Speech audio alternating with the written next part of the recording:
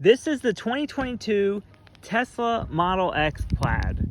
And I have not made a YouTube video in a while, but I think this is a special occasion because this is a really special car. So today I just want to go over all the features, basically everything that I think is cool. This isn't going to be like a super in-depth tutorial or overview, just what I really like about this car. So first of all, obviously I'm flexing how you can just get in the car without touching the door handle at all. That's typical with Model X's, but still a special feature to me. When we get in, we are greeted by the yoke, and of course you can tap the brake to shut the door. But let's not get ahead of ourselves. I want to talk about the exterior first. So the Plaid is part of the Model S and X refresh. So it can be the Model X Plaid or it could just be the Model X refresh, and they're going to look the same on the outside for the most part. You can see the bottom fog lights look more like a Model 3 and Model Y. So I like that. It looks cleaner compared to the, like, I would just call it a staple. There was two staples on the old Model S and X. This looks way cleaner. The Model X, this has the 22-inch wheels. So this is the upgraded option. I personally liked the 22-inch wheels on the other legacy Model X. You know, it is what it is. Also, the brake calipers on this is black. I wish they were red, you know, but whatever. Also, all of the chrome is blacked out. The chrome got deleted because pretty much every Tesla owner did that anyway. The mirror's freaking out because we're walking to it. Panel gaps. So you can see the door handles on both sides are pretty lined up. I mean, you can be the judge for yourself. That's not really my expertise. Like, I really am not bothered by panel gaps or anything. It's never anything I've ever looked at. I'm sure other cars I've owned have had panel gaps for whatever reason. It's just a controversial thing with Tesla. You know, I'm perfectly happy with how everything looks, you know. I mean, I guess if we were going to be picky, like this, like the trim around the wheel, like that isn't lined up. But that's never anything I would even care about. I'm a simple man. The car is beautiful. Like, that's all I care about, really. Also, of course, on the back, we have the Model X Plaid badge. It doesn't say Plaid anymore like some of them did. This is like an actual Plaid logo. So I love that. It just makes the car more unique. It makes it stand out. You know, people are probably driving next to you like, what is that? I mean, it kind of speaks for itself, right? It's Plaid. Also, the charge port is different. It looks more like the 3 and Y charge port. It's basically so there's going to be enough room for the CCS adapter. You know, the S and X Legacy did have a more small, compact, minimal charge port. This is bigger. I kind of see that as a con in that way, but it is what it is. Now let's talk about the interior, because that's where all of the changes, all the magic happens in this Model X Plaid and X Refresh. It looks amazing. And of course, I opted for the white 6-seater interior. 6-seater is the only option on the Model X Plaid.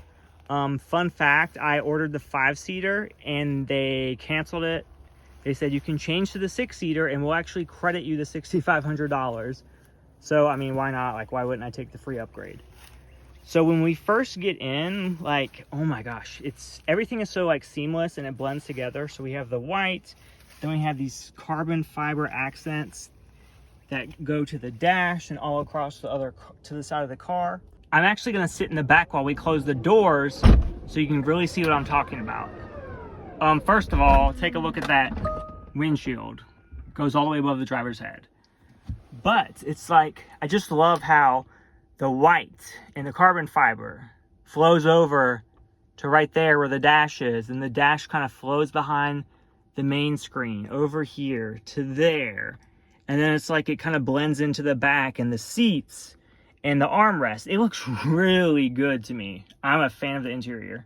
The back looks really good too, really roomy. We're going to talk about that in a second though. Of course, you can also open the door like this. So it's a little bit overwhelming when you first sit down in the Model X Plaid because the yoke, if you're not used to it, it's something totally different. People are used to a round steering wheel. And I get it, you know, there's no familiar stocks for turn signals. There's no familiar stocks for shifting to park and drive and all that stuff. but you do get used to it, and it makes driving fun. You know, turn signal, you just tap that, and your your camera feed shows up right there. You know, you can do both sides. I don't mind it at all. When you first start using it, you kind of have to look down for a second, but after a while, you can kind of feel for it, and there's a nub right there. So like your finger rests around this area, you can feel the nub and tell where to press, and you have to actually put some force down to do it, and you press it again to stop it. And then when you change your lane, it automatically turns off anyway, so that's great. So I have the yoke, and I just want to demonstrate how you can use it with one hand. It's very simple. I don't know, why people think that it takes all types of voodoo to do it, and people think like you're going to be grabbing that air and blah, blah, blah. Now, I normally don't turn like this. I usually do grab the wheel some. You can even turn it with two hands, depending how far you're turning. But I just want to make it obvious that it's easy. And this is like day 2 of me owning it. It's nothing crazy. It's nothing that you need special training for. And to put it into drive, it's wanting me to fasten my seatbelt. Like I can't even put it into drive. And it says tap to activate drive. So we are literally in drive right now. Like that's how you do it. There's no changing gears. If you want to change gears though, say we want to go backwards instead, you just swipe right there and it pulls up the backup camera and you can go back. And since we're on the driver's side, like this is what's on the door. So you have the controls for the windows, and then here is how you open the door. It's like a capacitive button basically. It's not even a button, you just press down and it opens. And if you want to close it, you just do right there or hit the brake and it automatically closes. While we're on this subject, in the news, it's been kind of trendy to mention how people can get trapped into Teslas because these doors are electronic, and if the vehicles catch on fire, the owners of Teslas are trapped and they die and burn alive. There's literally a lever right here. Everybody that's been in my Tesla realizes that. I actually have to fight them not to pull it, but you pull that and it opens the door manually. So not a big deal at all. And before we get to the screen, I just want to mention the controls on this side. So if you press that once, that's how you enable autopilot. You press it again to turn it off. That's your horn. This is your wipers. That's your voice commands. And this is how you can flash your brights. And the touch screen. So this screen actually is the newest one. So it will tilt left or right, just like this. I typically just drive with it in the middle just because it just looks better and more kind of streamlined to me. But you can tilt it left or right if you want to. And as you can hear, the motor is pretty loud. I don't know if they could quiet that down with a better quality motor or what. Who knows? I'm just keeping it in the middle. If we go back to here, it's very smooth, very quick. Like, wow. It is iPad level quality or better. Like, it's really nice. Of course, navigation's all built in. I have Tidal I'm subscribed to, so all my music is there. The streaming even seems better on this compared to my legacy Model X. Like, typically I would have issues with it streaming. I don't know if this has like 5G or just better 4G LTE or what. I don't have a problem with streaming music at all. It's super nice. And if we go into the settings, a lot of it's the same. This is, Model X stuff. So you can open the doors. So if we hit there, it opens the Falcon wing doors behind us. Or if we hit there, it opens the passenger door. If we hit there, it opens the driver door. If we hit there, it opens the trunk. So we're all open and exposed. So we're going to do close all. I really like that. The Model X doors are one of the best features on this car. The front is still manual. Sadly, I wish that would be like automatic as well. Maybe one day. Okay, so here, since this is the Model X Plaid, it does have chill, sport, and plaid mode. It defaults on plaid mode, so I love that. You can drive in like the fastest speed all the time, or you can enable drag strip mode, which is basically similar to Ludicrous Plus mode on previous legacy Teslas. So it says conditioning for peak performance, calculating, and it will get it ready for the quickest speed.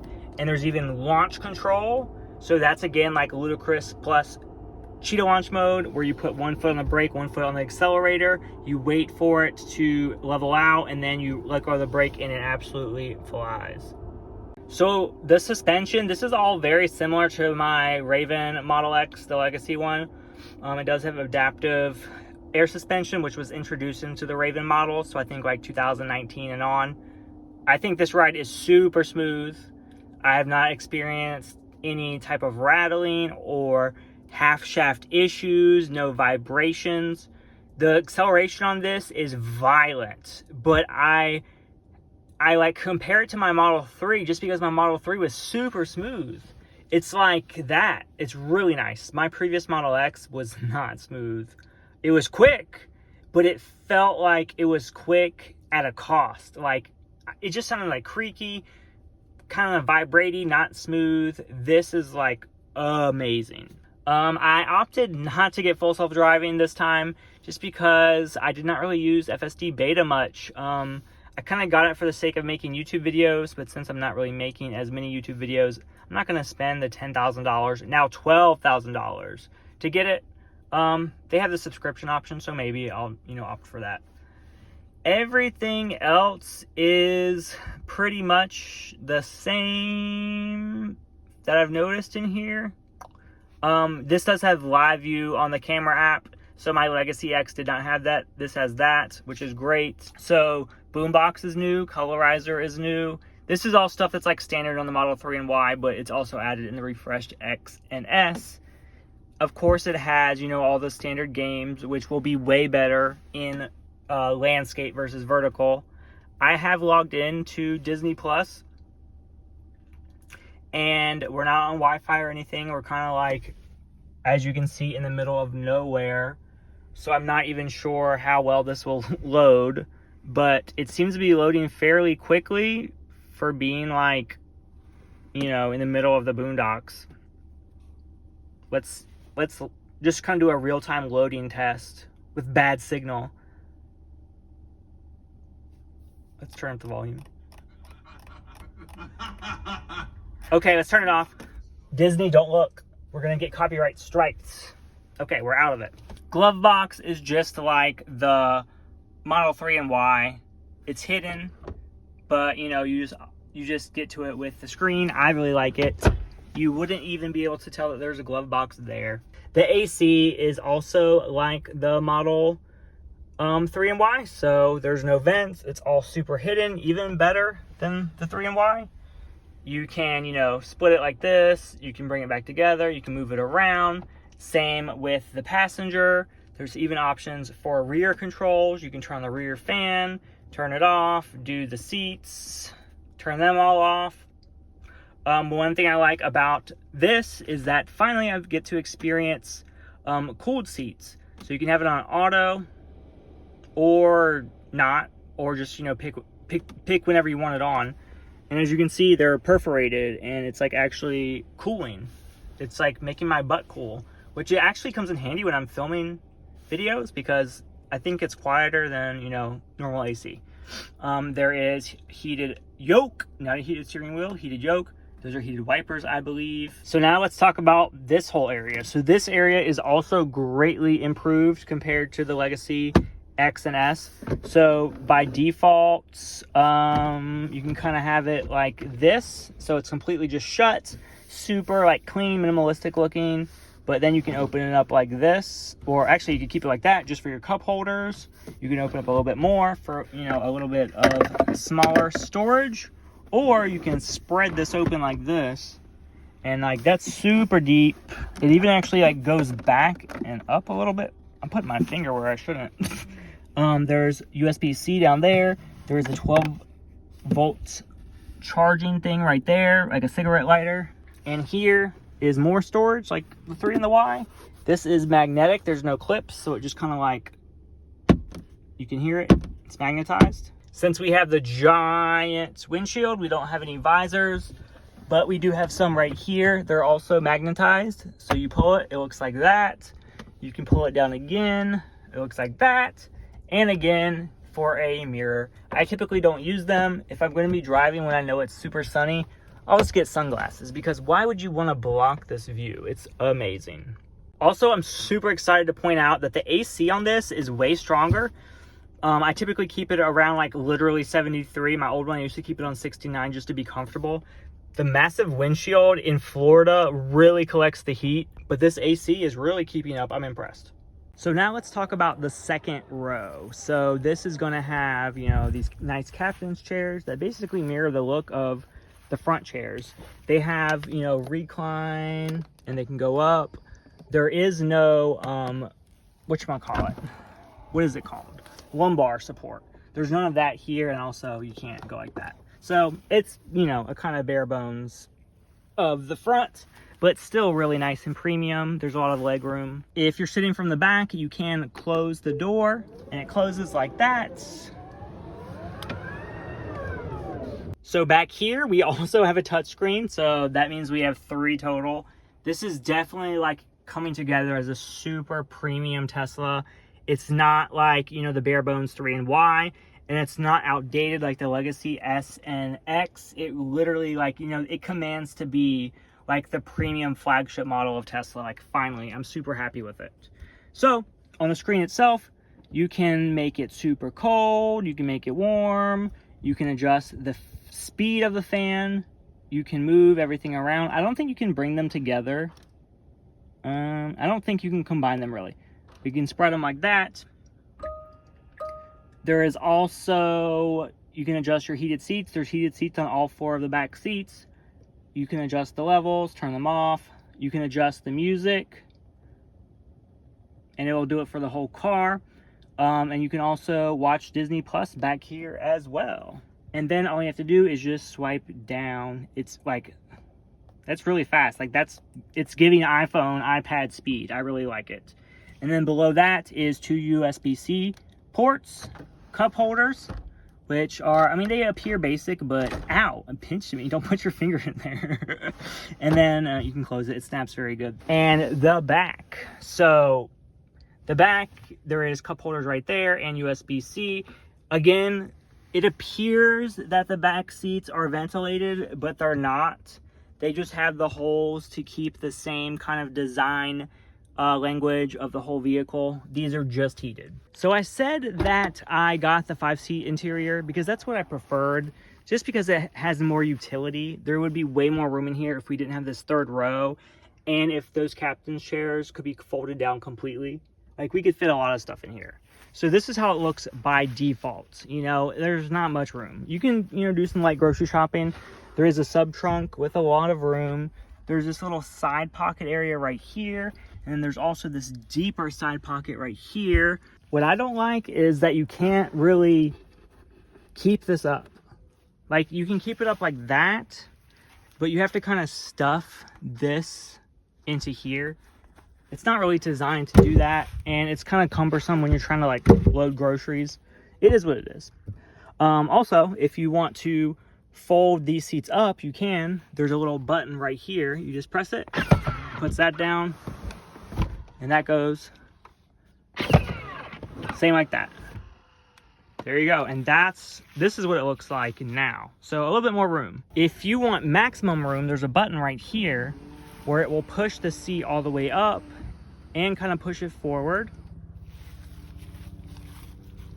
And we can also do it on the other side.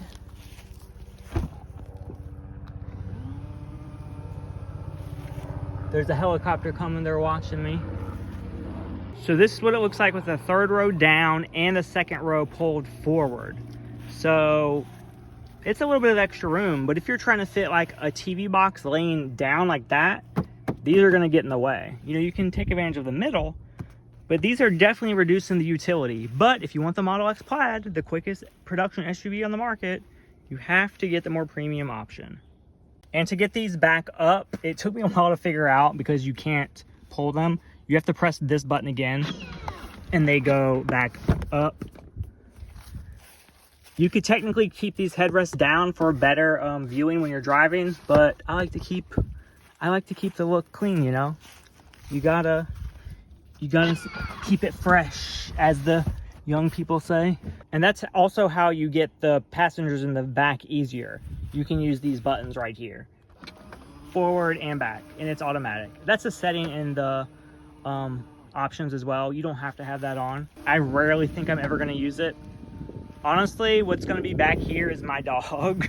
She really doesn't know what to think about these two captain's chairs. She's used to the long bench, but I can also fit a really big dog bed down there as well. And if you're wondering how this does in my garage, like, it has sensors, so it's not going to hit anything, you know? It's intelligent. Now that door doesn't open all the way, but we'll get to that. And then on this side, it will open up a little bit more, obviously because there's less obstacles. But there's this magic button right here. You just hold it down and it will raise the door. So you can actually force the door open quite a bit, and it's still going to use its sensors, but you need to definitely judge and watch. But even in my crowded garage, with not much room up there, the Falcon Wing doors can pretty much extend fully. And they close beautifully as well. Well, that was just a quick overview of the quickest production SUV on the market. Definitely the most favorite vehicle I've ever owned. I can't even say sentences properly because it's so amazing. If I'd have to change anything about this car, I'd say the 22-inch wheels do not really match the power of the car. They definitely have more of an aero look, like with range in mind versus performance. Tires are great, but the rims themselves and the brake calipers just do not look, you know, performance.